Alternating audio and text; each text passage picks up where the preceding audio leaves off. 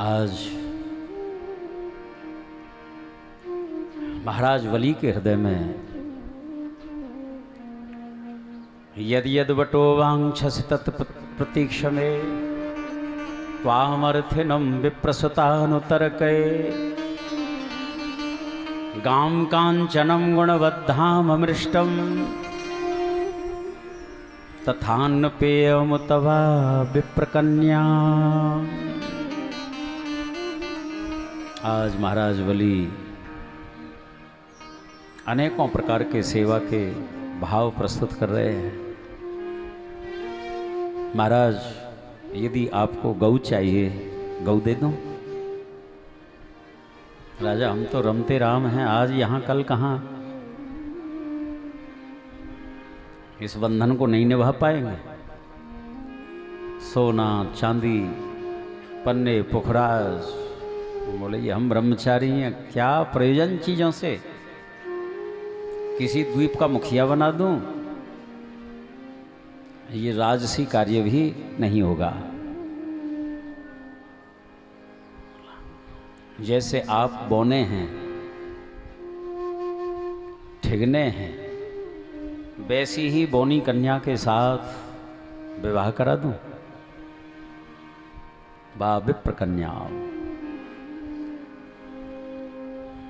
आज महाराज वली ने जो जो कहा सब निषेध करते चले जा रहे हैं।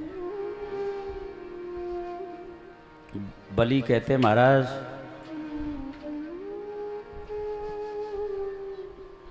एक बार यदि उदारता पूर्वक हृदय खोल करके कोई मेरे से मांग लेता है, संकोच न करे, तो शायद जीवन में दोबारा मांगने की जरूरत पड़ेगी नहीं उसे।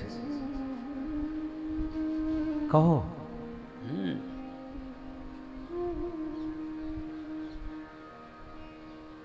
देखिए, कुछ नीतियां होती हैं।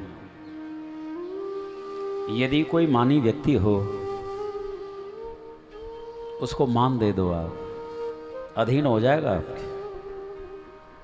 कृपण हो, लोभी हो, थोड़ा सा द्रव्य दे दो, कुछ वस्तुएं दे दो, अधीन हो जाएगा।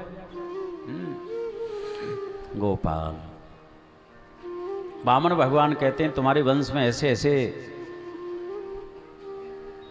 दान धर्मी हुए जिन्होंने प्राणों की परवाह नहीं की, मुंड काट करके दे डाले। तुम्हारी बातें जो हैं अपनी वंश परंपरा के अनुरूप ही हैं, लेकिन हम तो कुछ लेने की इच्छा से थोड़ी आए, दर्शन के लिए आए हैं। महाराज, अतिथि देवो भव भगवान का रूप होता है।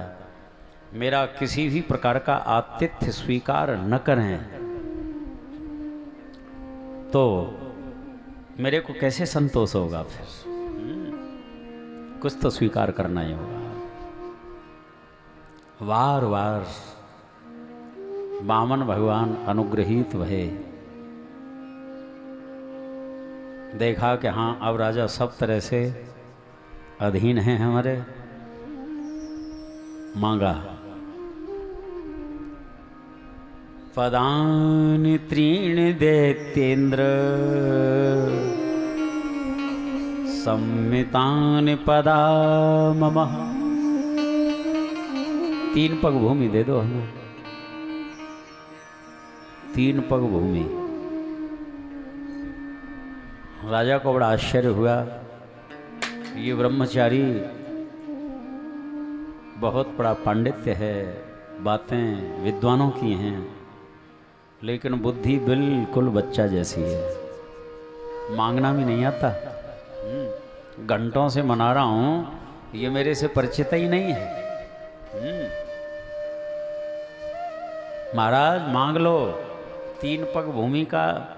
ये तो ऐसे हुआ जैसे कोई नितांत गरीब व्यक्ति कथनचित राजा के समक्ष पहुंच जाए और राजा कहे कि बता क्या चाहिए, वही दूंगा तेरे को। और वो कहे कि महाराज हमें धान की भूसी चाहिए, थोड़ी कोई औषधि बना के तैयार करनी है हमें। ये कोई मांगना हुआ कि राजा देनी हो तो दो, नहीं तो चले हम तो फिर। सोचा कि चलो 3 पग भूमि सही, कहाँ नाप दूँ बताओ? बोले कहाँ नाप दूँ? बोला हाँ, तुम्हारे पैरों से थोड़ी ना पाऊंगा मैं, लंबा चौड़ा शरीर है, जगह ज़्यादा नाप दोगे उतनी हमें ज़रूरत नहीं है। आश्चर्य हुआ, कैसा संतोष है, कितना त्याग है इस ब्रह्मचारी के जीवन में। जहाँ आपको अच्छी लगे नाप लो।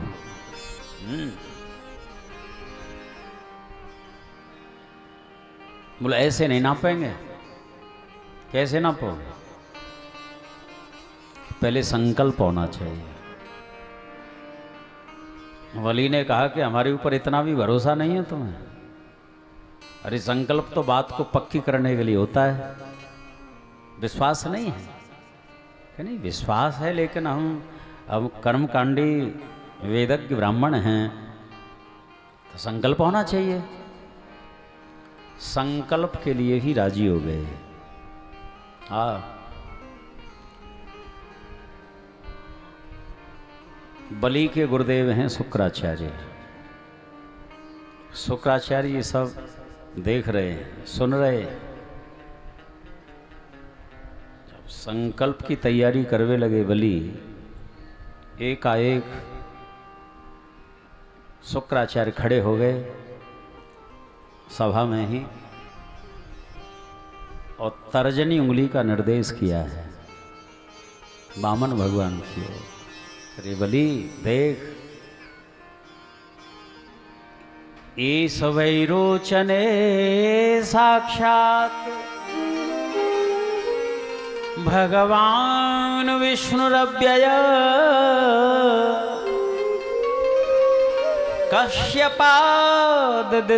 कश्यपाददितेर्जातो देवानां कार्यसाधकः। रे विरोचन पुत्र बलि, एषः क्लेशः। एक महात्मा कहते क्लेशः, ये क्लेश है तेरे लिए, देख लेना। ये साक्षात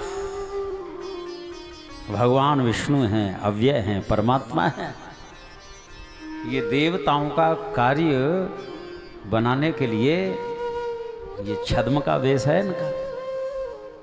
अभी यदि संकल्प पढ़ दिया गया, तेरा सर्वस्व लुट जाएगा, ध्यान रखना। इसकी बातों में मत आ तू। आज शुक्राचार्य ने, गुरुदेव ने ये बात कही, राजा बलि की आंखों में तो आंसू डबडबा गए। सच, आज मैं कृतार्थ हो गया। मैं तो भ्रमित भी हो रहा था कि ये कोई साधारण ब्रह्मचारी है, पंडित है, लेकिन आज गुरुदेव ने पक्की मोहर लगा दी, धोखे में मत रहना, ये साक्षात परमात्मा है, ईश्वर है। और गुरु गोविंद का संबंध जो इसीलिए होता है, आज मेरा गुरु गोविंद का शिष्यत्व जो है सफल हो गया।